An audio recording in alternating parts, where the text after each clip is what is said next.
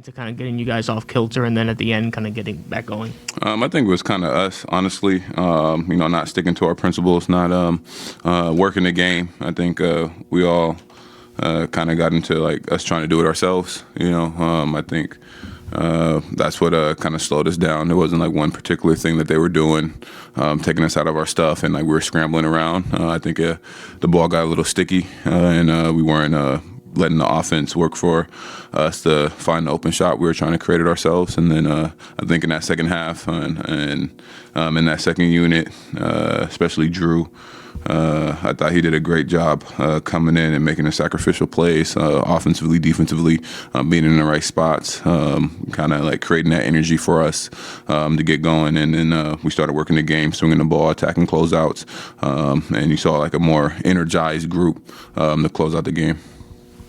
Norm, I know the Warriors didn't have some of their shot creators, but in terms of getting Bam back, what kind of a stabilizing effect did he have on your defense tonight? Really big effect, not just his activity and what he does and what he brings, but just a steady vocal leader on the defensive end, talking the cuts, the guys in positions, making sure that the coverages are right.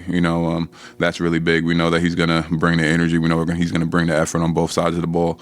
But his voice, being on the court, he was vocal on the sidelines, waiting for his return, which was also great, but having him on the floor, and kind of controlling the defense is huge for us, so we definitely miss him and glad to have him back.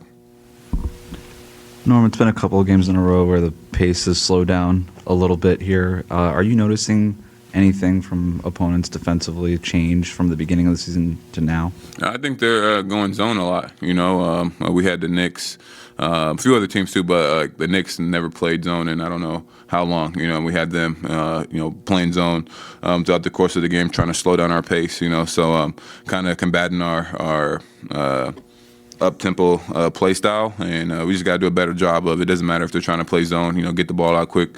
The way you beat a zone is getting down the floor before they can set it up. So it shouldn't change our play, but I think when they do go zone, we're kind of hesitant on getting to our spots or moving the ball and still playing in that open concept, that flow concept, just because they're in the gaps and not really guarding. So, we got to take an extra second or two to figure out the spacing and where the cuts are going to come to open up our driving angles. You've had a lot of encouragement for Kel'el Ware during this season. What did you make of him going back to the bench role today? 16 rebounds in 19 minutes, just what he brought for you guys. Yeah, big time. It's not tough. It's tough for a young guy to do that.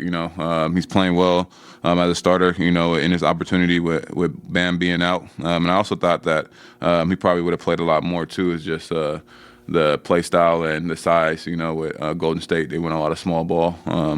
But I thought he was great, mentally still being locked in, making those second and third efforts and not letting anything affect him, whether he was starting or coming off the bench, whether his shots were going in or not. He was really active, keeping plays alive, making it difficult for them when they're attacking the rim, and then securing the possession on the rebounds to get us out and going. So big from him to, take that next step in maturity and just playing his game in whatever role is given to him.